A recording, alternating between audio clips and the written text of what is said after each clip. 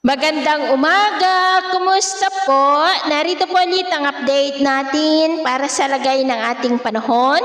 Ngayong umaga po ng March 20, 2026. Sa ngayon po ay walang aktibong sama ng panahon sa loob at labas ng Philippine Area of Responsibility. Easterlies pa rin o yung mainit na hangin na mula po sa Pacific Ocean ang umiihip ngayon dito sa ating bansa. Ang hanging amihan ay nandyan na po ngayon sa taas. At samantala sa labas po ng PAR, sa silangan po ng southern part ng Japan ay mayroon pong high pressure area na nagdudulot ng mas mainit na ihip ng easterlies na umiihip ngayon dito sa atin.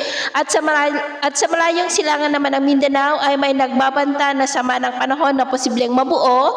At gaya ninyong napapansin ay may sirkulasyon na po na nagsisimula, pero hindi naman po yan nakitaan na banta sa ating bansa, pero atin lamang pong babantayan ang development po niyan.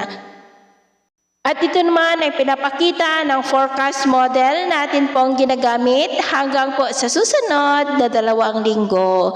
At sa lagay ng ating panahon, ngayong madaling araw ay maayos naman ang panahon sa malaking bahagi ng bansa, maliban sa mga tsansa ng mga isolated rains sa ilang bahagi ng Eastern Samar, Estancia at Escalante. At mamaya ay sisikat naman ang araw sa malaking bahagi ng bansa, pero may tsansa pa rin ng cloudy sky with isolated rains sa ilang bahagi po ng Eastern Samar at Dinagat Islands. At mamayang hapon, may tsansa pa rin ng cloudy skies with isolated rains sa ilang bahagi ng La Union, Ilocos Sur, Aurora, Eastern Samar, Leyte, Bohol, northern part ng Cebu, ilang bahagi ng Caraga at Sultan Kudarat. Kaya mag-ingat pa rin po tayo. At sa atin naman pong mga baybayin, wala na po tayong nakataas na namang gale warning signals, pero iba yung pag-ingat lamang po kung papalaot tayo para po mas makaiwas sa mga sakunang pangkaragatan.